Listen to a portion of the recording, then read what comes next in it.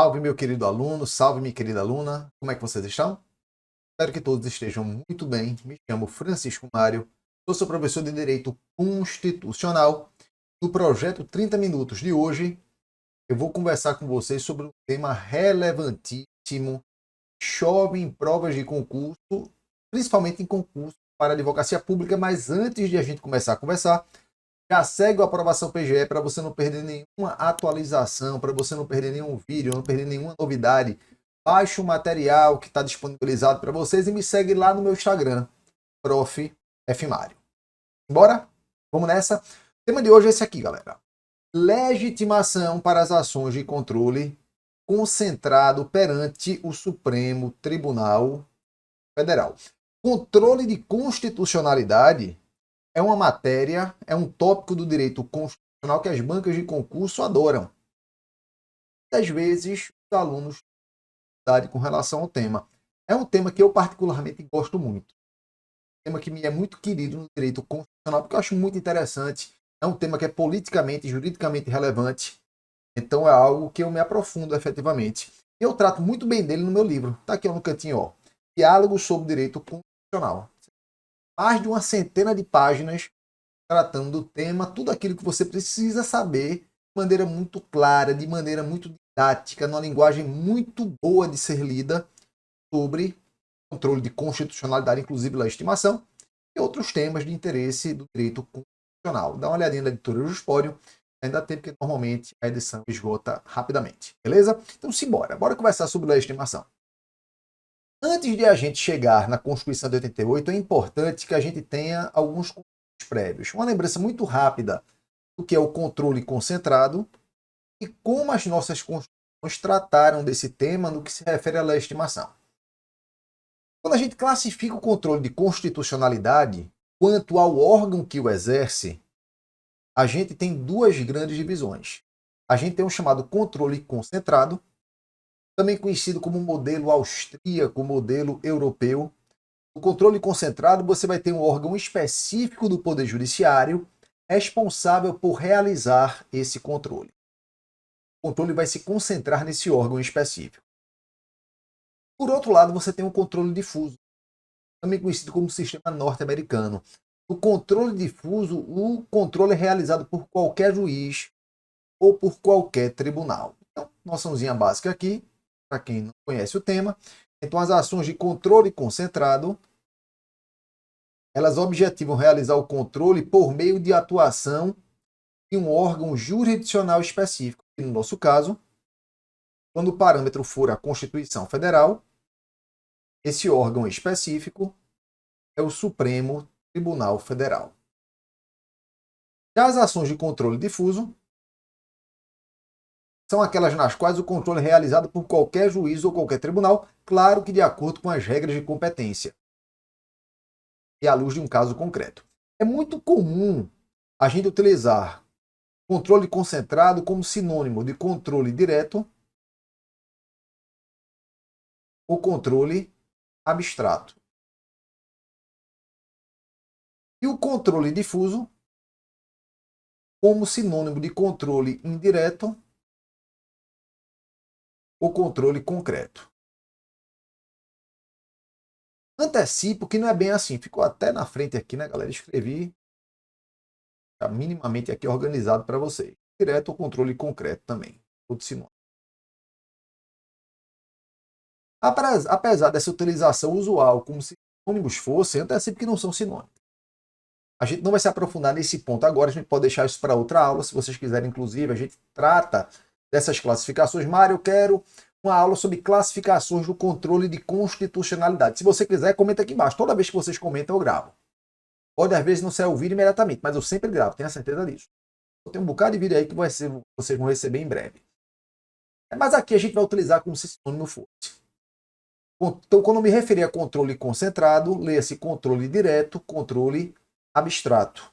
Quando a gente falar em controle difuso, controle indireto, controle concreto. É assim que a gente vai analisar. E como é que nossa história constitucional tratou da matéria? Com relação a essa legitimação, entrando agora no ponto que a gente quer. Entrando no ponto da matéria. Como é que nossas constituições trataram dessa legitimação? Se a gente pegar a Constituição de 1824, a Constituição do Império, não havia um controle de constitucionalidade feito pelo judiciário. Não existia isso. O controle era feito politicamente. Nossa próxima Constituição, a Constituição de 1891, nossa Constituição republicana, ela trouxe a previsão de controle difuso de constitucionalidade. Controle difuso. Então não havia ainda um controle concentrado. Havia apenas o controle difuso. Ele é realizado por qualquer juiz ou qualquer tribunal diante de um caso concreto. Então, sempre que o judiciário enfrentasse um conflito de interesses concreto, uma ação que fosse ajuizada, ele poderia realizar esse controle de constitucionalidade. A Constituição de 1891 constitucionaliza esse controle jurisdicional na modalidade difusa. Nossa próxima Constituição, a Constituição de 34. A Constituição de 34, ela traz a previsão da chamada representação interventiva. Essa representação interventiva, ela, diante de algumas situações, ela poderia ser objeto de análise para verificar a possibilidade ou não de decretar-se uma intervenção em Estado-membro. Em algumas situações, se o Estado-membro ferisse um princípio sensível, o Procurador-Geral da República ele ingressaria no Supremo Tribunal Federal uma representação interventiva, para que o Supremo analisasse se era ou não possível, naquele caso, decretar a intervenção. Então, observe aqui que é um controle concentrado. Por que é um controle concentrado? Porque só quem julgava essa representação interventiva era o Supremo Tribunal Federal. E só quem podia ajuizar, caso específico, era o Procurador-Geral da República. Mas apesar de ser um controle concentrado, antecipo, não era propriamente um controle concentrado abstrato. Lembra que eu falei para vocês que não são sinônimos? Isso aqui é um caso específico. Que não é sinônimo. É um controle concentrado, mas não é abstrato, porque o Supremo vai analisar naquele caso concreto se era possível ou não decretar essa intervenção do Estado-membro. Inclusive, se vocês quiserem uma aula sobre intervenção, mais uma dica aqui, ó. Pede aí também. Quando vocês pedirem, se tiver um número relevante de pedidos, a gente vê que vocês se interessam realmente, a gente vai gravar essa aula sobre intervenção e a gente aprofunda esses conceitos. Mas eu quero aqui lembrar, então você tem ali na Constituição de 34, instrumento de controle concentrado, manejado apenas pelo Procurador-Geral da República e julgado pelo Supremo Tribunal Federal. Tem a Constituição de 37, não tem nada de relevante que a gente vai tratar agora nesse momento, ela é uma Constituição importante, porque foi uma Constituição que retrocedeu com relação à democracia. Quando eu falo importante é porque é um marco histórico que merece ser compreendido na nossa história constitucional. Mas com relação a esse controle, não há nada de muito relevante que a gente vai comentar no seu texto. Depois dela, a Constituição de 46. A Constituição de 46 ela sofre uma emenda em 1965, a emenda 16 de 65. Ela altera a Constituição de 46 e cria a chamada representação de inconstitucionalidade.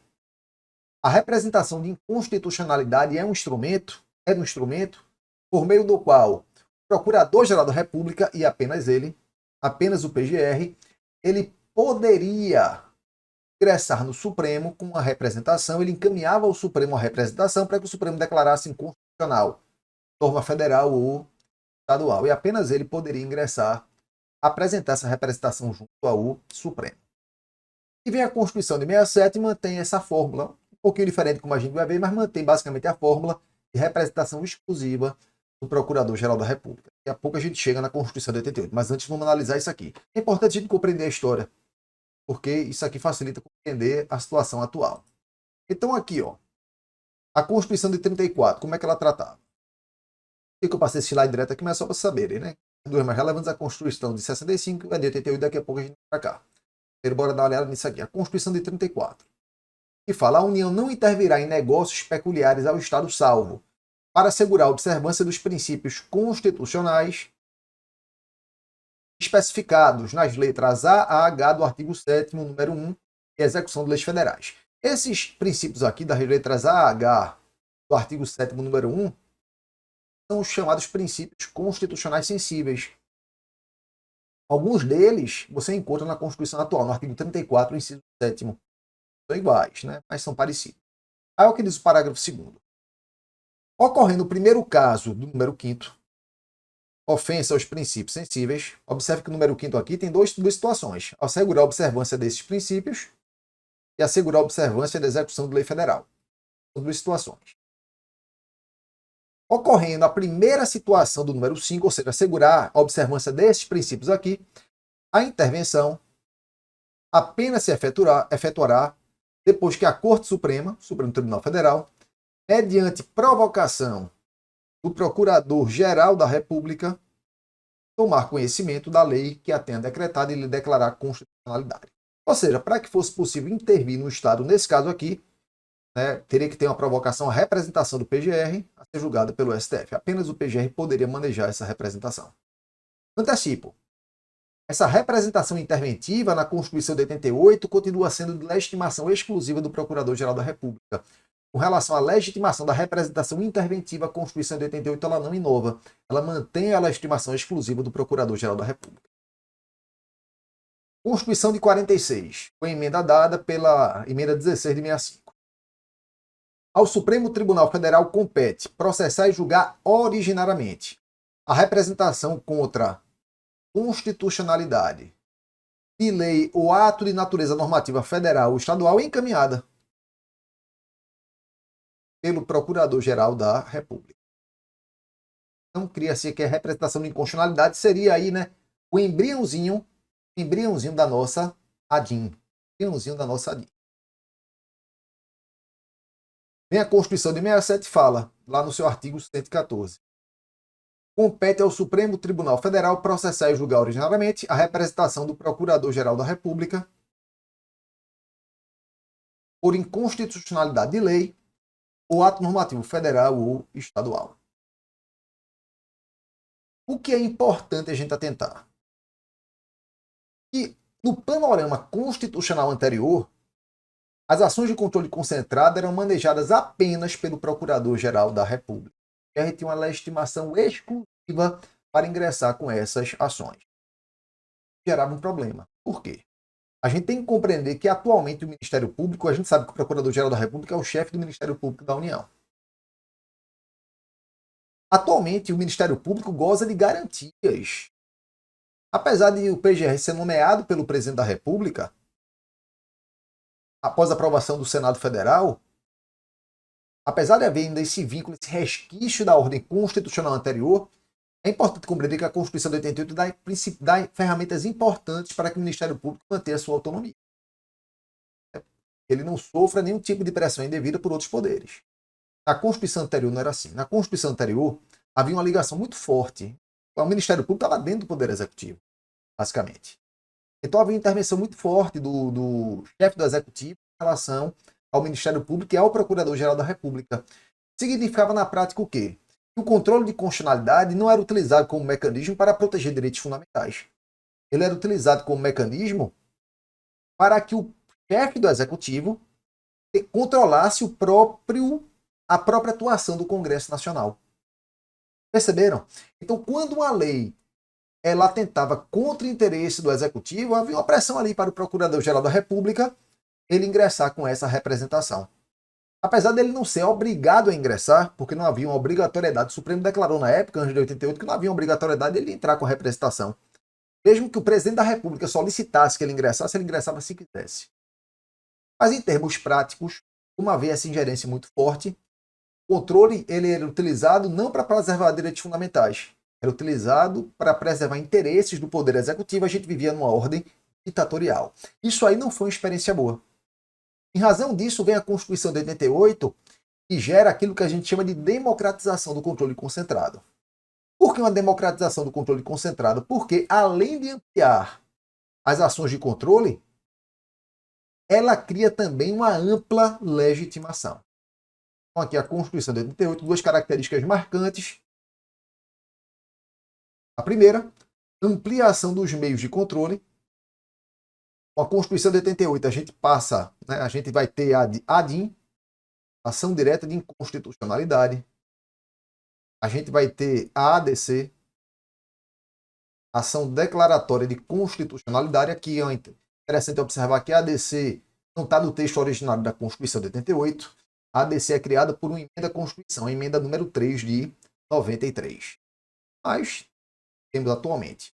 Temos a ADO, Ação Direta de Inconstitucionalidade por omissão. a ADO, para combater a omissão inconstitucional, e temos a ADPF, arguição de descumprimento de preceito fundamental.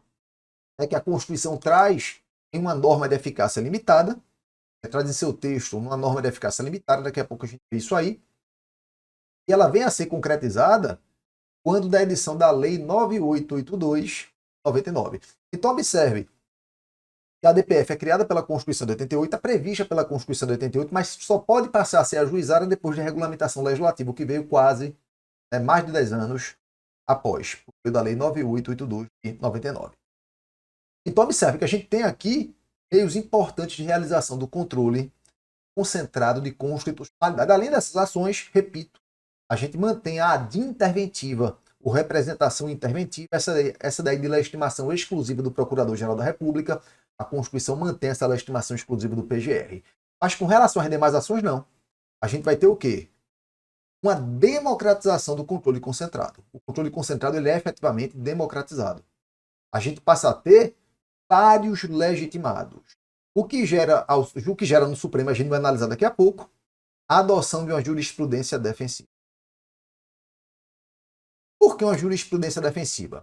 Antes de 88, a gente só tinha o Procurador-Geral da República. Então o Supremo julgava poucas ações de controle concentrado. Porque só quem podia manejar era o único legitimado e ele não utilizava sempre. Então o Supremo quase não tinha volume processual com relação a esse tipo de demanda. Com a Constituição de 88, como a gente vai ver daqui a pouquinho, a gente passa a ter milhares de legitimados. Sim, a gente tem atualmente milhares de legitimados. Eu vou mostrar para vocês daqui a pouco. Isso gerou um problema para o Supremo. O Supremo disse, opa, a gente não vai ter condição institucional de julgar tudo isso. Tem condição física de julgar tudo isso. Não é possível, se a gente não se proteger, não vai ser possível julgar tantas ações de controle concentrado. Então o que é que ele começa a fazer? Ele começa a criar condições para que determinados legitimados ingressem com as...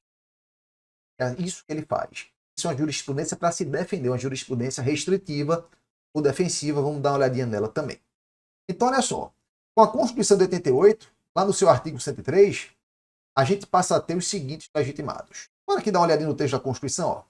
Está organizado, mas bora dar uma olhadinha no texto. Olha só. Artigo 103. Podem propor a ADIM e a ADC. E aí você vai ter vários legitimados. Deixa eu organizar tudinho para vocês ali. O que eu quero chamar a atenção para vocês aqui no primeiro momento?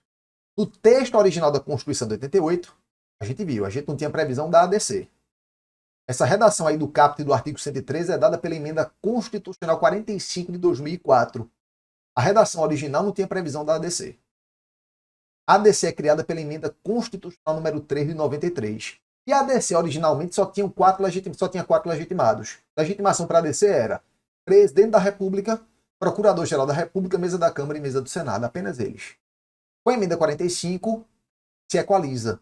Atualmente a gente tem igual legitimação para todas as ações de controle concentrado. Então, a ADIM, a ADC, a ADO e a ADPF, você tem os mesmos legitimados. Olha só. Com relação à ADPF, está aqui no 102, parágrafo 1º. A ADPF, a arguição de descumprimento de preceito fundamental desta Constituição, será apreciada pelo STF na forma da lei. Eu falei para vocês, isso aí só passou a ser efetivamente julgado quando ela foi regulamentada pela Lei 9882, que traz os mesmos legitimados do artigo 103. Eu digo para vocês, atualmente a ADIM, a ADC, a ADO e a ADPF têm exatamente a mesma legitimação. Então, bora falar rapidamente aqui sobre os legitimados, lá do artigo 103. Então, primeiro legitimado, Presidente da República. Segundo legitimado, Procurador-Geral da República. Observe que ele tinha legitimação exclusiva, ele passa a ser um co-legitimado. Mesa da Câmara dos Deputados, a legitimada. A mesa do Senado Federal também é legitimada. E aqui eu chamo a atenção para um detalhe. A mesa do Congresso Nacional não tem legitimação. A mesa do Congresso não é legitimada. A mesa da Câmara é, a mesa do Senado é, a mesa do Congresso não. E o Conselho Federal da OAB. Muito cuidado, que as seccionais, as regionais, não têm legitimação para o controle concentrado perante o Supremo. Elas têm perante...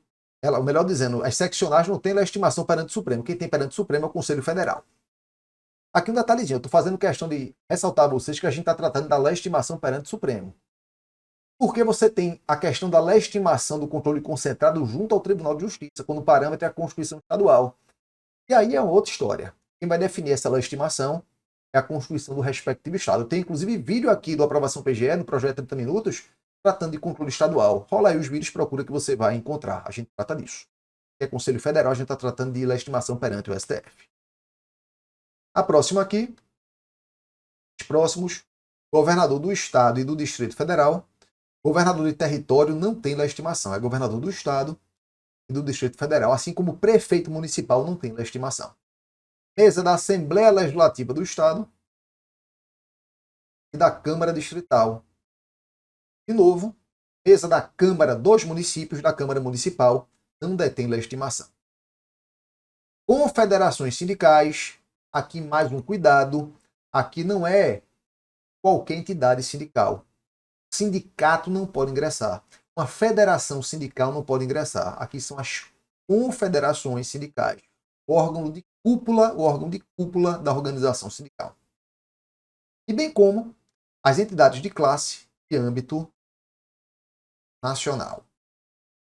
Não é qualquer entidade, mas sim as entidades de classe que têm um âmbito nacional. Se elas tiverem âmbito local, âmbito regional, elas não vão ter essa legitimação. O Supremo entende atualmente, para ter âmbito nacional, ela deve ter representação em pelo menos um terço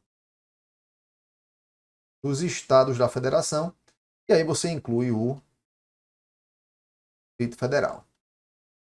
Ou seja, tem que ter representação em pelo menos 9 estados, incluindo, se você quiser, o Distrito Federal. Então pode ser 8 estados e o Distrito Federal, ou 9 estados, mesmo sem computar o Distrito Federal, e sim, contando estados e DF, a gente tem 26 estados, mais o Distrito Federal 27, dividido por 3, 9. Se aquela categoria profissional econômica representada pela entidade tiver representação em pelo menos 9 estados federal, ela terá legitimação. Então não é qualquer entidade, mas essas especificamente. Então observe, eu falei para vocês que são milhares. Mário, aqui você contou para mim 10 mais ou menos. Você está dizendo para mim que são milhares. São milhares. Porque sabe por que são milhares?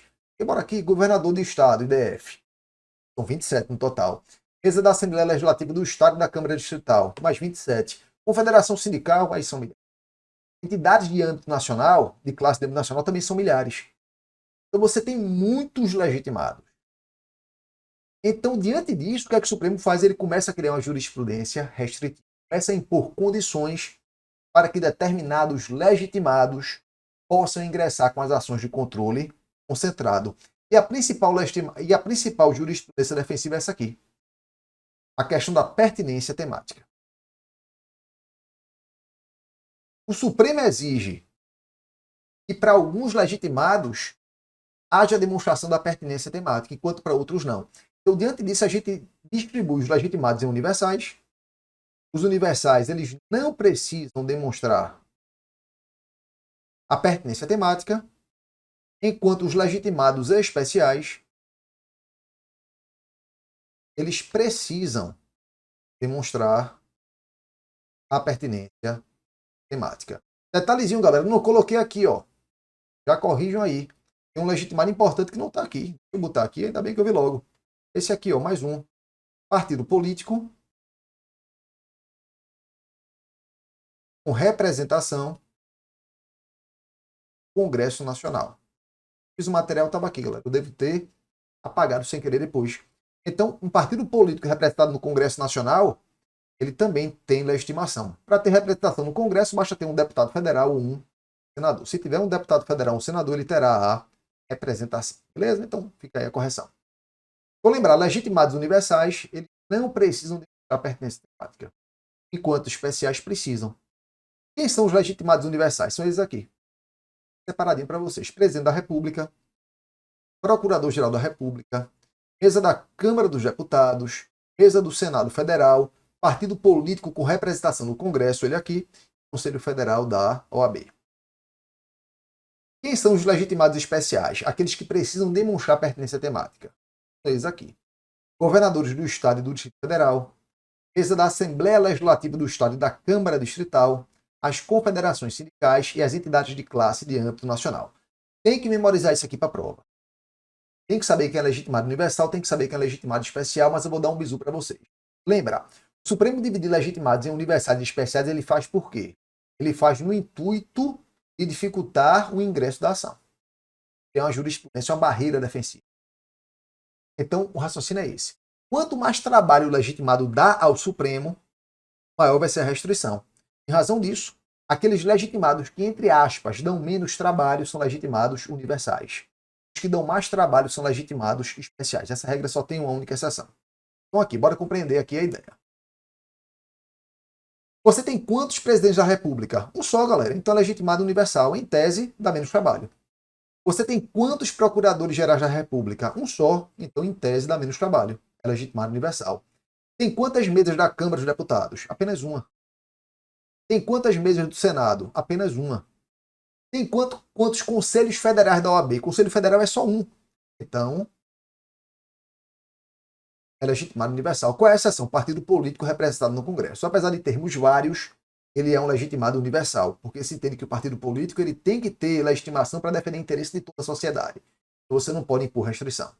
Essa é a única exceção. Todos os demais aqui são especiais. Temos quantos governadores do Estado, incluindo o Distrito Federal? 27. Muita gente, então, é legitimado especial. Quantas mesas da Assembleia Legislativa do Estado e da Câmara Distrital? 27, então é legitimado também especial. Confederações sindicais, galera, são milhares. Entidades de classe de âmbito nacional são milhares, então são legitimados especiais. Ligue na dica aí, para não errar mais em prova. Mas olha só, eu estou falando aqui legitimado, universal, especial, estou falando de pertinência temática, mas o que é essa danada dessa pertinência temática? E se um legitimado especial ele não demonstra pertinência temática? O que é que vai acontecer com a ação? Então aqui, ó, vamos deixar o Supremo responder isso para a gente. Para vocês aqui, julgados do Supremo. Aqui, ó, ADIM 6249. A comprovação de pertinência temática exige a existência de correlação direta entre os objetivos específicos da entidade e o conteúdo da lei ou ato normativo assinado.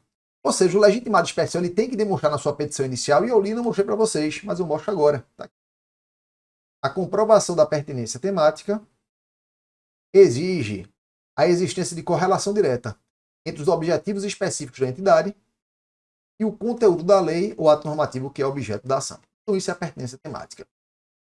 Ou seja, aquele que é legitimado especial tem que demonstrar que de alguma forma aquela norma interfere nas suas atribuições ou na coletividade que ele representa. Então, por exemplo, imagine a confederação, para pegar aqui, imagine a Associação Nacional de Magistrados. É uma entidade de classe de âmbito nacional. Ela tem legitimação para ingressar com as ações de controle concentrado? Tem. Mas ele tem que demonstrar que aquela lei que vai ser objeto da ação, ela de alguma forma interfere nas atribuições ou nos direitos, nas prerrogativas dos magistrados. Para que mostre essa legitimação. Se não comprovar isso aí, ela não vai ter legitimação. O governador do estado de Pernambuco quer ingressar com a ADIM perante o Supremo. Pode ingressar? Pode, tem legitimação, mas é legitimado especial. Tem que demonstrar que aquela lei objeto da ação, ela de alguma forma interfere com os interesses do estado de Pernambuco. Não interfere com interesse nenhum do estado, então não vai ter legitimação para ingressar com a ação. E aqui um detalhe relevante, um detalhe importante. É só. Vive caindo em prova isso aí. Será que um governador de um estado da federação pode entrar com um ADIM impugnando norma em um outro estado da federação? Será que nesse caso haveria pertinência temática? Depende.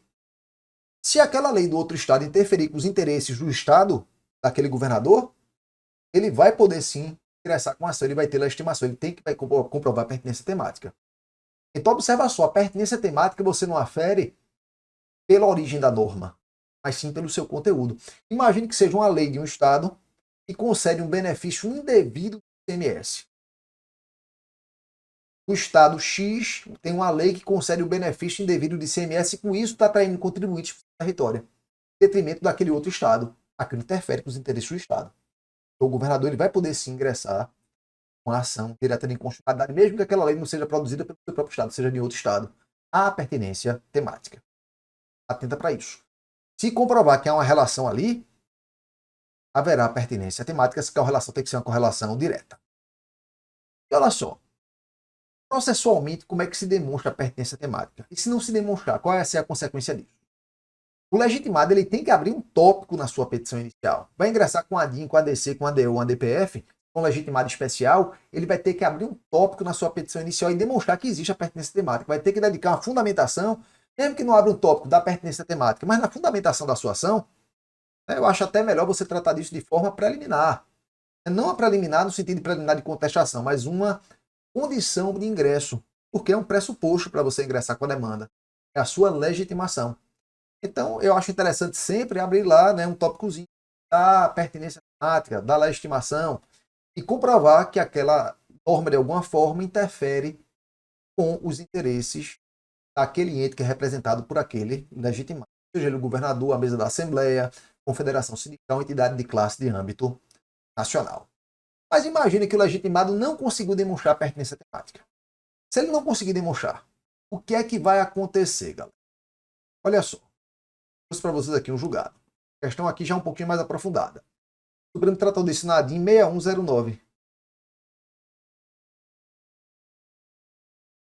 Reconhecimento de ausência de legitimidade ativa.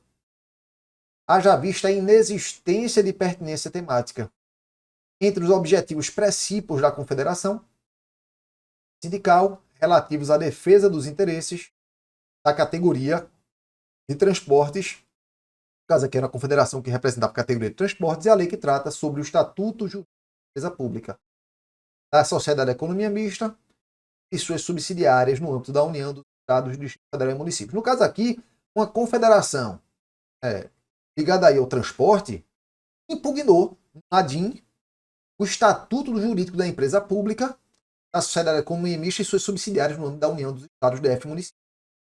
O que o Supremo entendeu? O Supremo entendeu que, olha, nesse caso aqui não há interesse da sua categoria. Logo, não há pertinência temática. E o que é que ele faz? Extingue o processo sem resolução do mérito por ausência de legitimidade ativa. Muita gente acha que aqui haveria uma ausência de interesse processual. Não é uma ausência de interesse processual, hein, galera? É uma ausência de legitimação ativa. Então, muito cuidado com isso. A ausência de pertinência temática acarreta a extinção do processo sem resolução do mérito por ausência de legitimação ativa. Razão disso que o processo vai ser extinto.